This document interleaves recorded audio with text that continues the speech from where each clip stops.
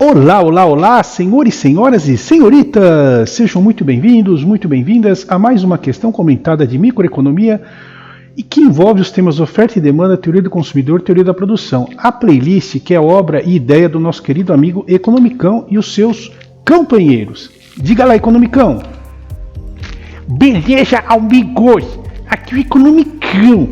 Raposinho, parece que ainda temos uma questão super cabulosa. E agora? Calma, vamos ouvir a experiência do Raposo. Diga aí, Raposo. Beleza, pessoal. Economicão, tranquilo. Olha os níveis de estresse. Com calma, a gente resolve alternativa por alternativa. Isso aí, Raposinho. Eu sei, a questão às vezes vem difícil, principalmente pelo lado matemático. Eu sei a questão que você está falando, mas a gente tem que ter paciência. Acontece, né? Às vezes vem uma questão difícil e a gente tem que saber lidar com isso. Beleza? Vamos lá, a questão da FGV para ser fase do Mato Grosso, cargo fiscal e tributos estaduais, ano 2023. A função demanda apresenta a propriedade de homogeneidade de grau zero. Assinale a opção que apresenta uma consequência dessa propriedade. Portanto, amigos e amigas, uma questão do tipo positivo. É uma questão, ela é pegajosa e complexa. Por que pegajosa? Porque ela apresenta algumas alternativas que estão corretas do ponto de vista microeconômico, só que nós temos que nos vincular ao quê? A consequência da propriedade de homogeneidade de grau zero. Então não adianta você trazer uma alternativa correta, só que ela não seja consequência da homogeneidade de grau zero, porque aí você vai errar, não é o gabarito. Então, ela é pegajosa e complicadinha. Vamos começar com a letra A. Quando a renda triplica, a demanda por cada bem também triplica. Será? Né? Primeiro vamos ver se está certo, depois vamos ver se se estiver certo, se ele é consequência da propriedade da homogeneidade. Vamos lá. Vamos rever o conceito de homogeneidade de grau zero.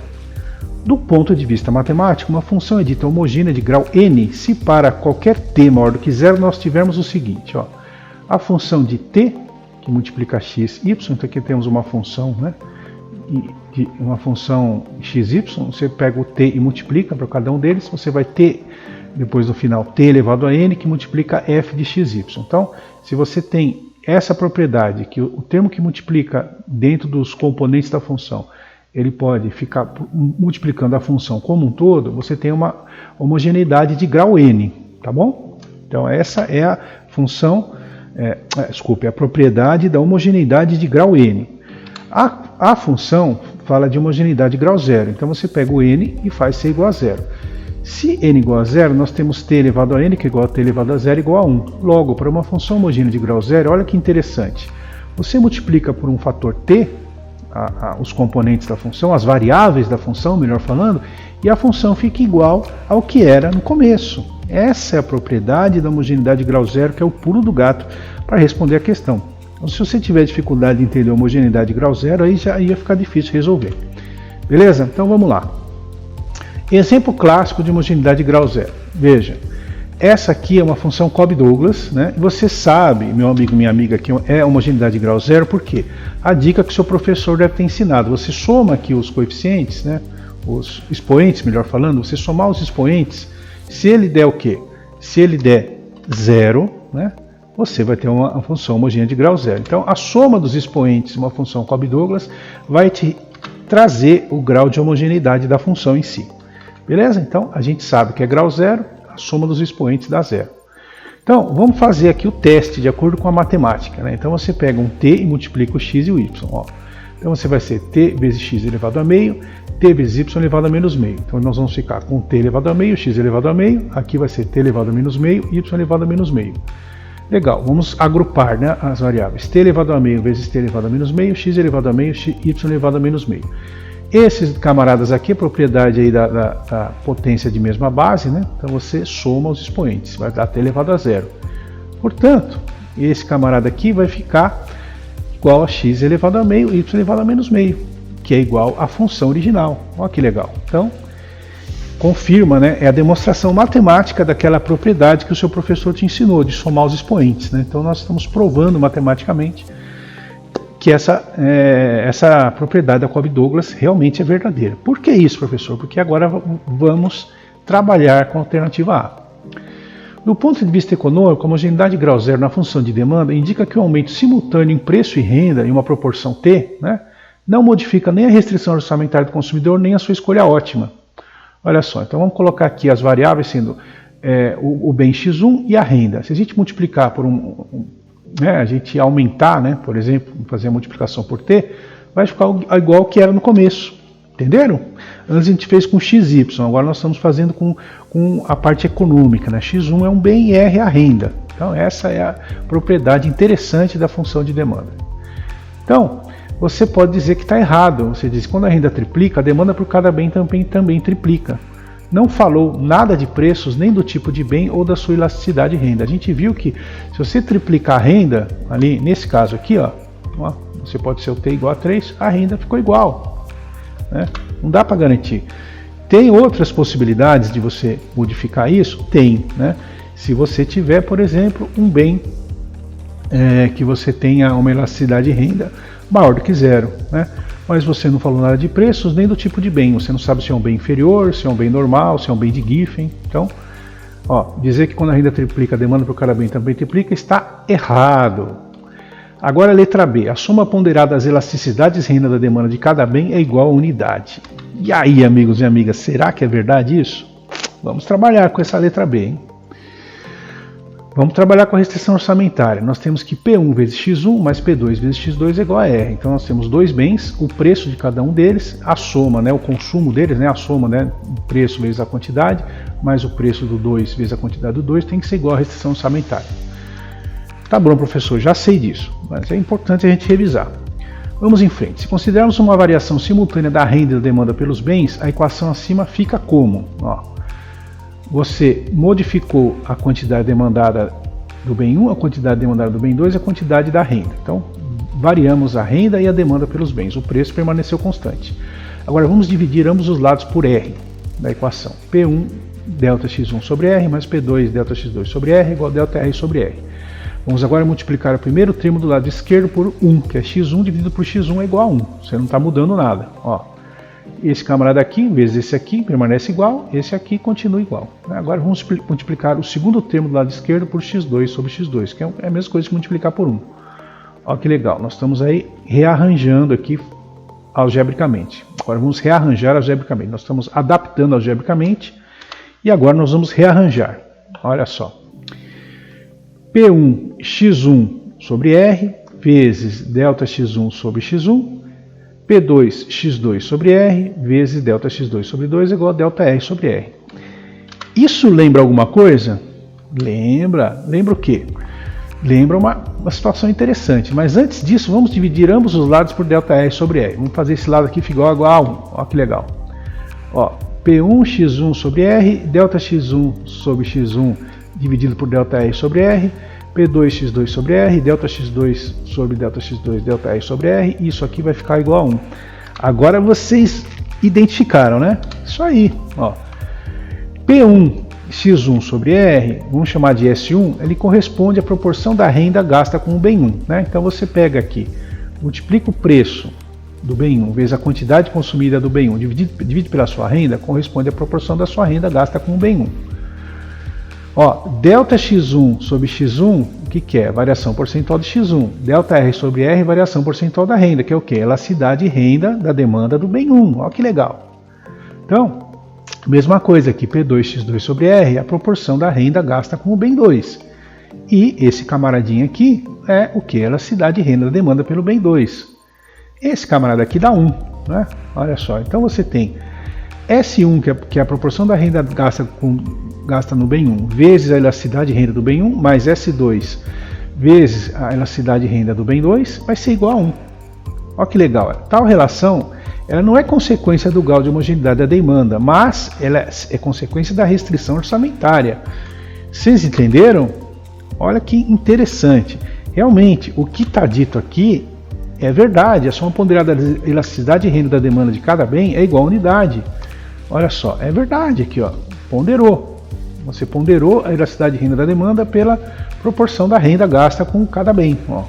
Só que isso não tem nada a ver com o grau de homogeneidade da demanda. Nós trabalhamos com o quê? Nós trabalhamos com a restrição orçamentária. Usamos a definição de restrição orçamentária, fizemos manipulações algébricas e chegamos a essa propriedade. Beleza? Então, por isso que eu falei que essa questão é cabulosa e pegajosa. Quem falou que é cabulosa é o economicão, que ele é mais medroso. O raposinho, que ele é malandro e tranquilo, ele ficou mais sereno, né? Então, eliminamos a letra B. Aí você tem a letra C, ela não precisa de tantas elucubrações. A letra C é mais conhecida de maneira ampla. O efeito de mudança no preço na demanda pode ser decomposto em efeito de substituição e renda. Isso é conhecido por todos os alunos aí de microeconomia. É verdade, só que não é consequência do grau de homogeneidade da demanda, tá? Tá correto, mas não é consequência. As escolhas do consumidor revelam informação sobre suas preferências. Beleza, tá certo, mas também não depende do grau de homogeneidade da demanda, meus amigos, minhas amigas.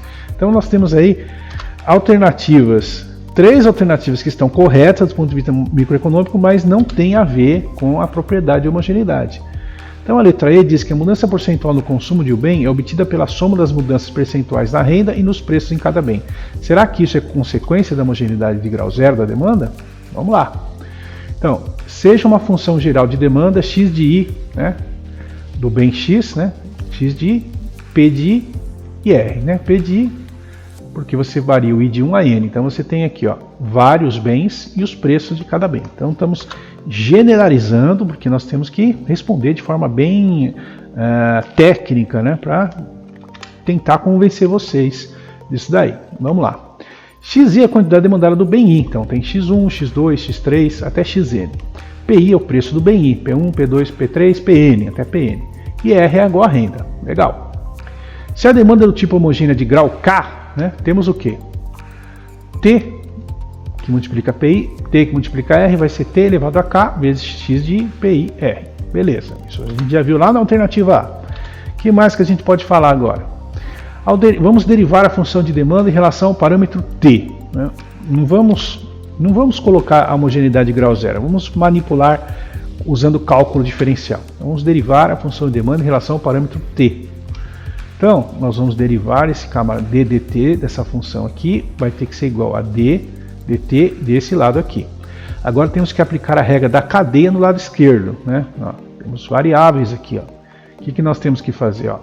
Nós vamos aqui derivada em relação a TPI, ó, de xi, TPI, TR em relação a TPI, vezes a derivada de TPI em relação ao tempo, mais, né, olha só que legal, derivada de TPI, TR em relação a TR, vezes derivada de TR em relação a tempo. Ó, isso aqui é a regra da cadeia aplicada aqui. Professor, tenho dúvidas de regra da cadeia. Assistam o vídeo do professor Gustavo Viegas, né, de matemática, que ele tem dicas muito boas, exercícios sobre regra da cadeia, tá bom? Esse camarada aqui é esse camarada aqui. Agora vamos calcular, vamos desenvolver essas derivadas, né? Ó, aqui, né, esse camarada aqui, ó, derivada desse TPI em relação a T vai dar PI. Esse aqui a gente vai deixar assim dessa forma. Esse lado aqui, ó, derivada de TR em relação a T vai ser R. E esse camarada aqui nós vamos deixar aqui, tá? Essa derivada aqui você vai ter o quê? K, né? T elevado a K menos 1, né? Aqui era T elevado a K, né? Ó, deu um errinho aqui, ó. T elevado a K, o expoente está mal colocado aqui. Então o expoente cai para cá e o K fica K menos 1. Xi, PI, R, tá bom? Beleza. Então, nós temos aqui essa expressão. Vamos fazer o que agora? Vamos fazer t igual a 1, para termos o resultado previsto no Teorema de Euler. Então, vocês precisam conhecer também um pouco o Teorema de Euler para seguir no entendimento. Então, se a gente fizer t igual a 1, a gente vai ficar com esse camarada aqui, tudo isso aqui, ó. T elevado a 1, 1 menos 1, 0, fica o K aqui. Então, vamos agora reescrever. Ó, esse camarada aqui nós vamos expandir, na verdade, expandindo o primeiro termo seria melhor, né? Então vamos colocar aqui, ó, x1 p1, né? Esse p1, não, derivada de xi pir em relação a p1, ó, vamos expandir aqui o denominador e esse camarada aqui, derivada de xi pir em relação a p2 vezes p2, né? Xi pir em relação a pn vezes pn. esse camarada aqui é igual a esse camarada aqui. Legal. Uma vez que a função de demanda é homogênea de grau zero, agora sim, vamos aplicar K igual a zero. Olha que legal que vai ficar. Ó, esse camarada aqui fica do jeito que está. Aqui você vai ter 0, que multiplica t elevado a 0 menos 1, né?